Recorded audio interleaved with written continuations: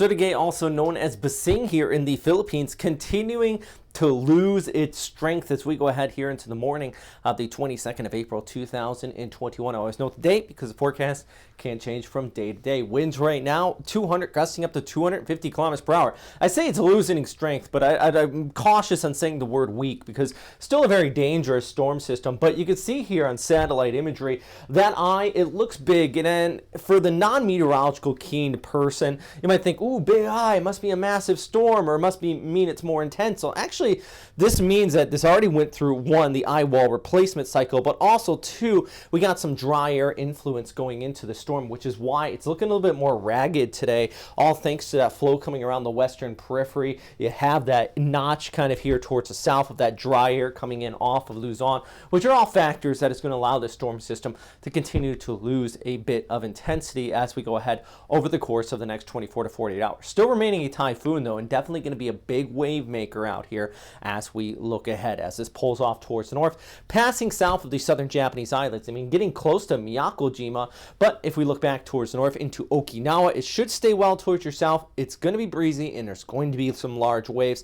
And then eventually, in the extended forecast, the Northern Mariana Islands actually needs to watch this. I think less of a Guam threat, definitely less of a Guam threat, but maybe the northern shores of Saipan, some large waves, scattered showers possibly coming out of this. That's because as this pulls off towards the north, it will follow this line attached to a passing trough here, but it's going to kind of dip down and might butt up against this high right in here over the Mariana Islands, which could allow this to stall out a bit and weaken, but also be a big wave maker and some scattered showers. As I mentioned, by this point, it will no longer be a typhoon, but it's still something want to watch out for in the extended forecast. For now, though, as I mentioned, it is starting to pull away from northeastern Luzon. You can just see this eye wall, absolutely massive after that eye wall replacement cycle. And the key thing, I guess, the big thing about the bigger eye is that the wind field has also expanded out from it.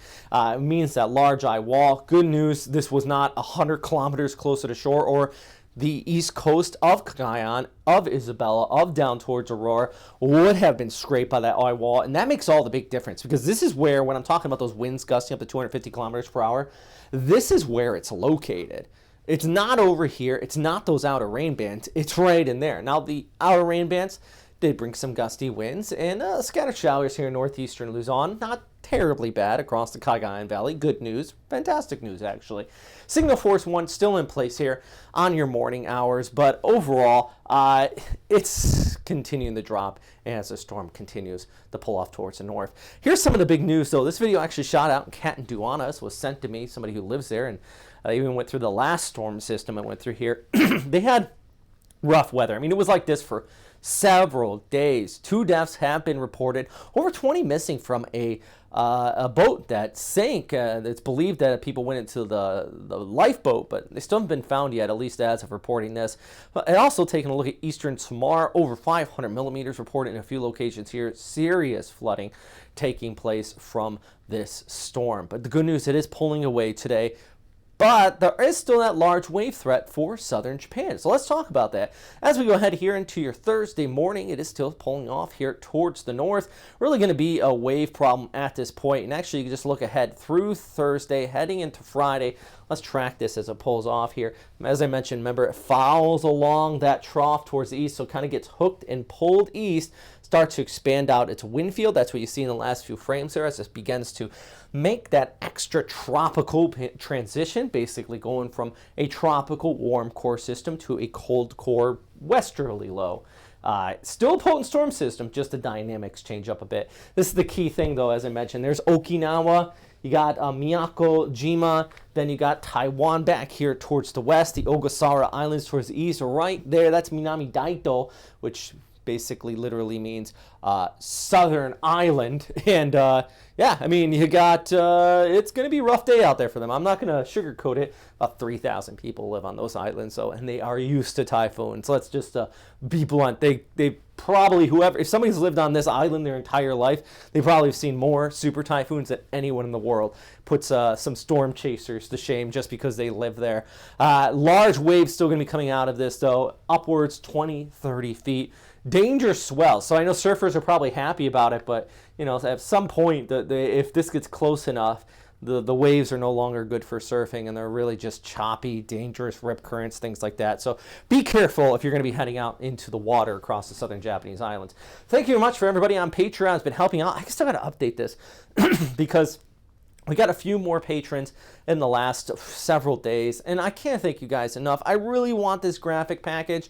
There's a lot of things going on financially, one reason why I'm working 3 jobs, but I really want to upgrade this, and every bit of money you guys donate is going to go right back into this computer system that I'm trying to get. I've worked something out with Metro Weather. They're the ones that are going to be providing the data and the services and everything. I just need to get the computer system in place. Right now I'm using a Apple Mini, which to do all this on PowerPoint. Believe it or not, a few people are actually pretty surprised that this whole thing is done on PowerPoint. Anyways, hey, our storm system peaked out as an absolutely massive storm below 900 hectopascals. Actually, from Sayaka Mori, was, one of my former coworkers at NHK World. She is a fantastic person. You should give her a follow. Says this is the earliest storm on record to hit below 900 hectopascals. By far the earliest storm on record, which is pretty incredible. I mean, this has just been a devastating one out here. I shouldn't say devastating. Incredible record-breaking is more like it, because thankfully, despite its intensity, it has missed a lot of land areas. Of course, Catanduanes impacted, Palau impacted, Eastern Samar impacted, but no one really felt the inner core of those destructive eye wall winds. All right, here's a look at this is Spaghetti-O plots. It's the ensemble as we look ahead. Basically, you can see here at the GFS kind of showing this lingering here out towards the Ogasawara Islands, over towards the northern Mariana Islands. The models are still kind of split. Some just say get on out of here, and the other ones have it lingering. So, like I said, we're just going to watch that for scattered showers. Nothing too serious coming out of it. Meanwhile, down towards the south, yeah, there has been some hints at an invest area in the extended forecast, but at least for today, the GFS and the ECMWF don't really show much of anything. So it's the reason why, you know, I think we can take a deep breath this upcoming week. Today, as I mentioned, we're heading into the, what is it? One second, I already forgot the date. Oh, 22nd.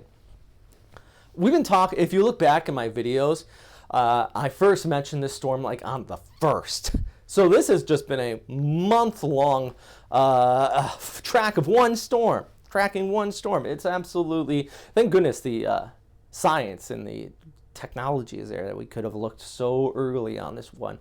No excuses to say this popped up out of nowhere either. We were talking this way ahead of time. We're still talking about it. It's not over yet.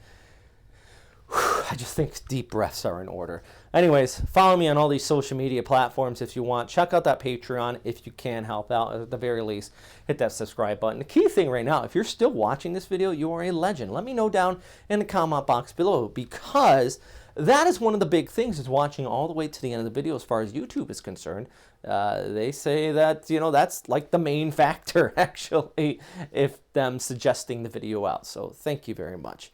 Anyways, stay safe out there.